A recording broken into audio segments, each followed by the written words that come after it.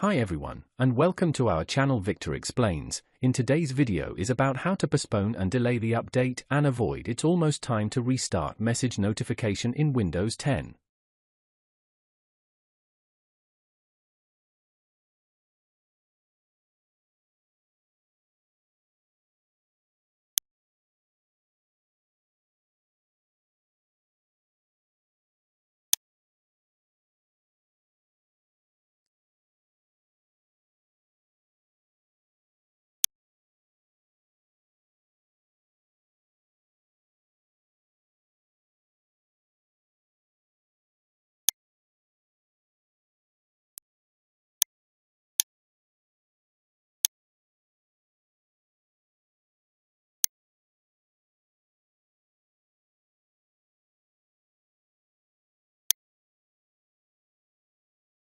If you found this video helpful, please like to encourage us and subscribe to our channel. Leave comment and share it with others so they can benefit too.